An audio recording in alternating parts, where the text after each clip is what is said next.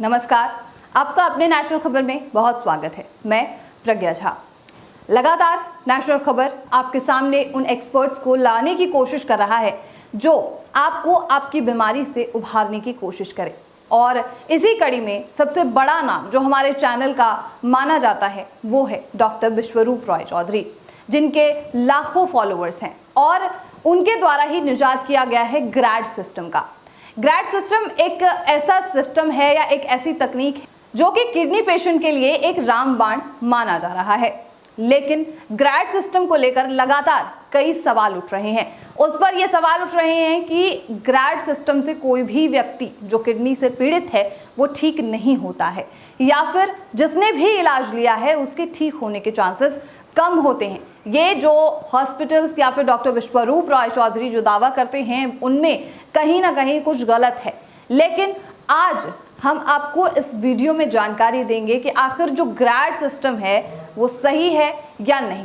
National खबर ये दावा नहीं करता कि ग्रैड सिस्टम ठीक है या नहीं है, सच है या झूठ है, लेकिन आपको रिपोर्ट्स के माध्यम से हम बताने की कोशिश कर रहे हैं कि आखिर ग्रैड सिस्टम काम करता है या फिर नहीं। आज इसी कड़ी में हम आपको एक ऐसे पेशेंट से मिलवाएंगे जो कि सीकेडी से ग्रसित थी और अभी वो ग्रैड सिस्टम का ही इस्तेमाल करके पूरी तरीके से ठीक हो चुकी हैं। और ये हॉस्पिटल जिसके बारे में हम जिक्र कर रहे हैं वो है सेवियम हिम्स। यहाँ पर ही एक पेशेंट आई थी निशा कुमार वर्मा जो कि सीकेडी से ग्रसित थी। इसी कड़ी में हम आपके सामने वो रिपोर्ट भी लाए हैं जहाँ पर हमने बात की है उस पेशेंट से जो कि सीकेडी से ग्रसित थी और डायलिसिस चल रही थी, दवाइयां ले रही थी और अभी वो ग्रैड सिस्टम का इस्तेमाल करके ही पूरी तरीके से ठीक हो चुकी हैं। और हम आपको मिलवाएंगे सेवियम हिम्स के संचालक राजा मुकीम से, जिन्होंने बताया कि आखिर वो कैसे फॉलोअप लेते हैं उन सभी पेशेंट से जो कि किसी भी बीमारी से ग्रसित हैं और हिम्स में आते हैं, कैसे वो ठीक होकर जाते हैं, कितने प्रतिशत लोग ग्रैड सिस्टम से या उस टेक्निक से जो बीआरसी द्वारा सुझाई जाती है उससे ठीक होते हैं। और आप भी सुनिए कि आखिर निशा कुमारी वर्मा ने क्या कहा इस पूरी वार्ता के दौरान। तो मेरे साथ अभी दोनों ही चीजें मौजूद हैं, दोनों ही लोग मौजूद हैं, सेवियम हिम्स के संचालक राजा मुकीम जी और साथ ही मेरे साथ पेशेंट भी मौजूद है जिनका नाम है निशा कुमारी वर्मा। आप दोनों का बहुत स्वागत है सबसे पहले हमारे चैनल पर।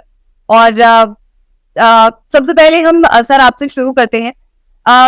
प्रॉब्लम थी पेशेंट की, उनके बारे में कुछ जानकारी दीजिए कि फिर जब वो आई सेवियम हिम्स में तो उनकी हालत कैसी थी और साथ ही उनकी कंडीशन क्या थी, जो क्रिएटिनिन लेवल था वो क्या था, उसके बारे में कुछ जानकारी दीजिए। निशा कुमारी वर्मा जो चित्तौड़ से हैं, इन्होंने मेरे यहाँ एडमिशन लिया सेवियम हिम्स के अंदर 29 दिसंबर 2022 को आई थी। तब उनके पैरामीटर जो थे, क्रिएटिनिन लेवल था 4.33 एंड यूरिया था 111.7।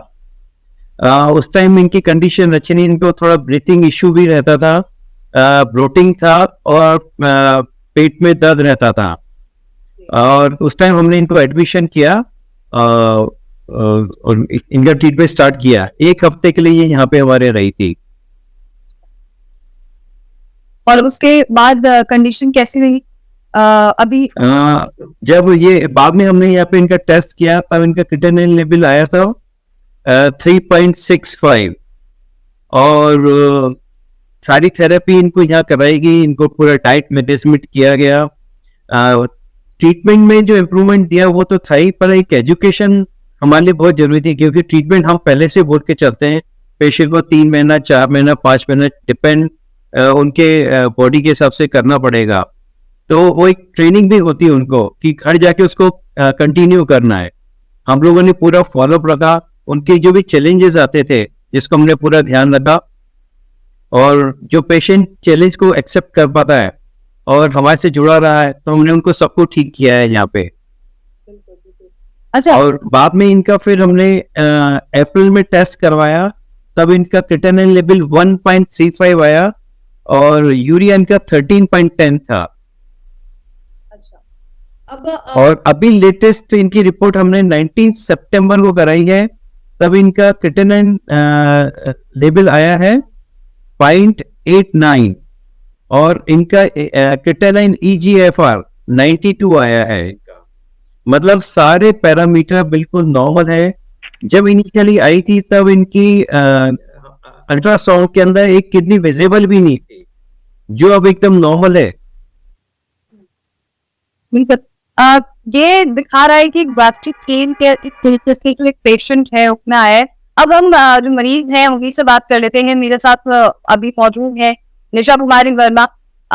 निशा जी, अपने बारे में कुछ बताइए और साथ ही जो आपको प्रॉब्लम थी उसके बारे में बताइए कि कब से प्रॉब्लम हुई और आप कहाँ कौन कौन से हॉस्पिटल में गए थे इलाज के लिए। जी, मैं निशा कुमारी वर्मा चित्तौड़गढ़ से। मेरे को 1 साल हो गया बीमारी से मतलब ग्रसित हुए हूँ। उसके बाद मैं कई डॉक्टरों के पास गई थी। सबसे पहले तो मेरा धीरे धीरे आँख की रोशनी चली गई थी, उसका इलाज हुआ था मेरे नेपाल में। हाँ, शुरू में हुआ था वो तो। उसके बाद उन लोगों ने मुझे हाई डोज की गोली भी दी थी, वो तो सही हो गया आँख का, लेकिन धीरे धीरे उन लोगों ने हाई डोज दे दिया तो मेरे किडनी पे भी थोड़ा ये हुआ था, पता चला मेरे को। फिर बाद में दिल्ली गया तो दिल्ली से उन लोगों ने बोला कि आपका क्रिएटिनिन ज्यादा है, आपका डायलिसिस कराना पड़ेगा, ये वो बहुत सारी बीमारियां निकाली थी शरीर के अंदर उन्होंने। तो फिर वहां से भी कुछ बना नहीं, भैया ने बोला कि नहीं हमें डायलिसिस कराना ही नहीं है। तो फिर हम लोग इधर आए, पता चला इसके हिम्स हॉस्पिटल के बारे में, सेवायाम हिम्स हॉस्पिटल के बारे में। और एक भैया थे हमारे यहाँ के, से भी पूछा गया था क्योंकि वो भी एक किडनी पेशेंट है। तो उनसे पूछा गया तो उन्होंने भैया ने भी बोला कि आप वहीं जाइए आयुर्वेद में, वहाँ नेचुरल तरीके से डायलिसिस वगैरह होता है, मतलब हर चीज नेचुरल तरीके से होती है, आप वहीं जाइए। तो हम यहीं आए थे, इसके बारे में पता चला था। अच्छा अच्छा। सेवियम हिम्स में जब आप पहुंचे थे तो आपका क्रिएटिनिन जैसे डॉक्टर बताया था काफी ज्यादा था, तो आपको ऐसे कुछ बताया गया कि ट्रांसप्लांट वगैरह के लिए कुछ सजेस्ट किया गया था आपको? नहीं, अरे वो वहाँ चीजों के बारे में नहीं बोला गया था। वहाँ बोला था कुछ नहीं है, आप सही हो जाओगे। मैंने तो उम्मीद ही छोड़। अच्छा, आपको क्या थेरेपीज दी गई थी या क्या कैसे इलाज किया गया, कौन किया गया? यही हॉट वाटर थेरेपी वगैरह, खान पान, योगा वगैरह, थेरेपी यही सब थी। और इन सब था योगा वगैरह, खाने पीने का ध्यान रखना। डाइट क्या थी वहाँ पे आपको, जो रोजाना आप खाना खा रहे? मिलेट्स का खाना था। कैसा? मिलेट्स का खाना था, दलिया था, तो जो अनाज होते हैं उनका खाना था। अच्छा, आपके बारे में जान मिली कि आप सोनोग्राफी भी करा चुके हैं एक बार, उसका क्या रिजल्ट? शुरू में तो मेरी एक किडनी तो विजिबल थी ही, नहीं दिख रही थी। चेक कराने के बाद फिर मैंने थेरेपी ली 1-1.5 महीने बाद, उसको फिर मैंने उसका अल्ट्रासाउंड कराया तो उसमें मेरी एक किडनी नजर आई, बाद में छोटी थी पर नजर आई। और मतलब बॉडी में क्या क्या फील होता था आपको जब इस प्रॉब्लम से? शुरू में तो बीपी तो हाई रहती थी, पूरे चेहरे पे सभी में कोई फीलिंग थी, पेट साफ ना होना, भूख ना लगना, शरीर में कमजोरी होना, यही सब प्रॉब्लम थी। और थोड़ा क्रिएटिनिन तो था ही। बिल्कुल। अच्छा, आप दूसरे हॉस्पिटल्स में जब गए थे तो लमसम कितना आपको खर्च पड़ा होगा सारी चीजों को मिलाकर?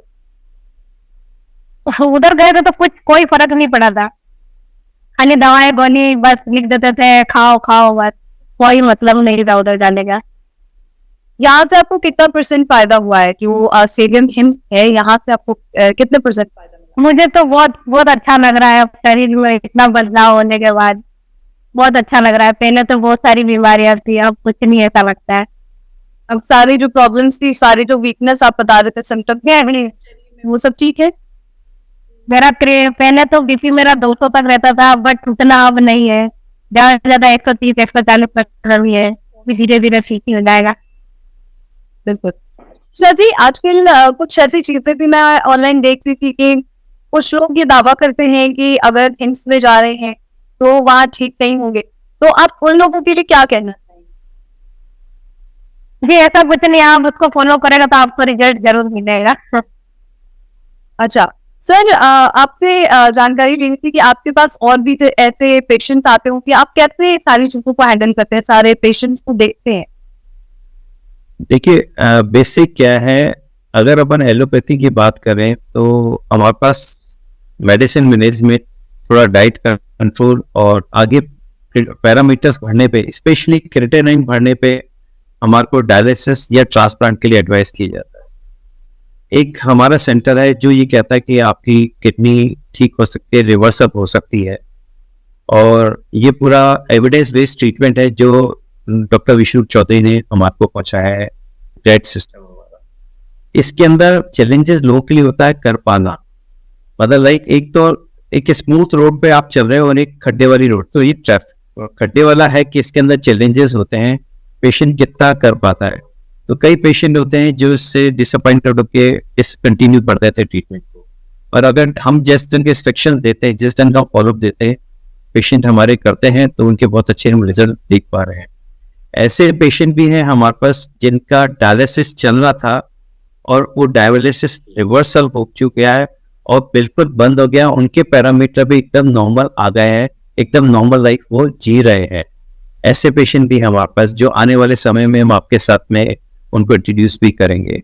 इसके अंदर सबसे इम्पोर्टेंट है ग्रेड सिस्टम को करना, कब तक करना, कैसे करना, ये हम लोग पूरा गाइड करते हैं। और डाइट बहुत इंपॉर्टेंट है जिसको फॉलो करना। लोगों के लिए सबसे ज्यादा चैलेंज रहता है डाइट को फॉलो करना, क्योंकि वो शुरू से गेहूं वगैरह चावल खाते आ रहे हैं और उसके जगह मिलेट्स खिलाना वो एक चैलेंज उनके लिए बनता है। तो फूड की क्वालिटी, उनको टेस्ट डेवलप करना, उसके लिए कनेक्टिविटी मेंटेन करना, इवन हम लोग उनकी जो डिजायर होती है उसके लिए भी कहते हैं आप हमारे को कॉल करो तो हम आपको सपोर्ट करेंगे, तुम ऐसा कर लो। कोई बोलता है मुझे मीठा खाना है पर हमें नहीं देना, तो हम उसके सब्स्टिट्यूट बनाते हैं जो उनको पहुंचाते हैं और वो करते हैं उसके लिए। और यही देखते आ रहे हैं, हमारे पेशेंट बहुत खुश रहते हैं, हैप्पी रहते हैं, उनके इसलिए रिजल्ट आ पा रहे हैं। बट ये मिथ है कि ग्रेड सिस्टम खराब है, इट्स जस्ट नेचुरल डायलिसिस और बॉडी का अपनी किडनी में इंप्रूवमेंट करने का एक तरीका है जो हम देख रहे हैं और कर भी पा रहे हैं इसके लिए। अच्छा निशा जी, आप जो बाकी हॉस्पिटल्स में गए होंगे और फिर आप हिम्स में आए, तो आप बता सकते हैं कि दोनों में कितना आपको खर्च पड़ गया? क्या बाहर जो आपने हॉस्पिटल के बाहर पैसे खर्च किए वो ज्यादा थे या हॉस्पिटल में जो खर्च किए वो ज्यादा थे? क्या कैसे लगा? तो उससे ज्यादा तो मेरा बाहर खर्च हो गया है। इधर उधर बहुत दौड़ा भागी की थी, उन लोगों ने इतना डरा दिया था कि ऐसा लग रहा था कि अब बचने की उम्मीद ही नहीं है। फिर बाद में यहाँ गए तो यहाँ तो भी ठीक ही हुआ है जितना हुआ है, लेकिन उससे तो कम ही हुआ है। अच्छा डॉक्टर साहब, जो आपके पास पेशेंट आते होंगे, बाकी जो मरीज आते हैं, कुल मिला के कितना % तक हिम्स जो है रिजल्ट दे देता है पेशेंट? मैं मानता हूँ हमारे 60 to 70% पेशेंट हैं जो ठीक होते हैं। 30% वो लोग हैं जो हमारी बनाए हुए इंस्ट्रक्शंस को फॉलो नहीं करते हैं, जिनको लगता है कि नहीं हम तो अपनी नॉर्मल लाइफ ही जिएंगे और हमारा रूटीन जो चला था उसी को अडॉप्ट करेंगे, हम बाजार का भी खाएंगे, पैक फूड भी खाएंगे, तो उनमें फर्क नहीं मिलेगा। और हमारी पूरी कोशिश रहती है कि हम सबको पूरा अच्छे से फॉलोअप दें और रिजल्ट लाने के लिए पूरी प्रयास ढंग से उनके माइंड पे भी वर्क करते हैं कि जो उनके लिए चैलेंजेस है, क्योंकि पेशेंट जब होता है तो वो इजीली एक्सेप्ट नहीं कर पाता किसी चीज को, कि वो इस ढंग से डिसअपॉइंटेड है कि मैं तो अब दिख ही नहीं रहा है कि मुझे क्या होने वाला है मेरे साथ में। और उसके बाद खाने के रिस्ट्रिक्शंस या खाने के डाइट पैटर्न बदल जाना उसके लिए बहुत चैलेंज होता है। और मेरी पूरी टीम लगी रहती है इस बात का सपोर्ट करने के लिए कि वो उसको कर पाए, और उनमें हम देख पा रहे हैं रिजल्ट। और धीरे धीरे पेशेंट बढ़ रहे हैं, हमारा फॉलोअप भी बढ़ता जा रहा है। हम आज भी हमारे 1.5 साल पुराने पेशेंट हैं उनसे कनेक्टेड हैं और उनको फॉलोअप भी दे रहे हैं। और जो ऐसे कुछ जो वीडियोस वायरल हो रहे हैं, चाहे ग्रेड सिस्टम के बारे में बोला जा रहा हो, उनके लिए आपका क्या मैसेज होगा या उन्हें आप क्या कहें? देखिए, मैं इस बारे में ज्यादा नहीं बोलूंगा। मैं ये देखता हूँ कि प्रैक्टिकली किसने कितना किया है और उसने अच्छे से करवाया है, तो मैं मानता हूँ कि उसका थॉट सही होगा। और जिसने किया नहीं, सिर्फ बातों पे कर रहे हैं, प्रैक्टिकली नहीं अनुभव किया, तो वो सिर्फ एक मिथ है। और इतनी बड़ी साइंस को चैलेंज करना वो गलत बात है। एक जीता जागता एग्जाम्पल हमारे साथ बैठी हुई है निशा जी, जो ग्रेड सिस्टम के थ्रू जो है ठीक हुई है। अच्छा निशा जी, आप इन लोगों को क्या कहेंगी जो बाकी लोगों को इन्फॉर्मेशन दे रहे हैं कि चीजों से वो ठीक नहीं हो पाते या इस तरीके की थेरेपीज अगर वो अपनाते हैं तो वो ठीक नहीं हो पाएगी, तो उन्हें आपको क्या मैसेज? करेंगे तो रिजल्ट मिलेगा, नहीं करेंगे तो कहाँ से मिलेगा रिजल्ट।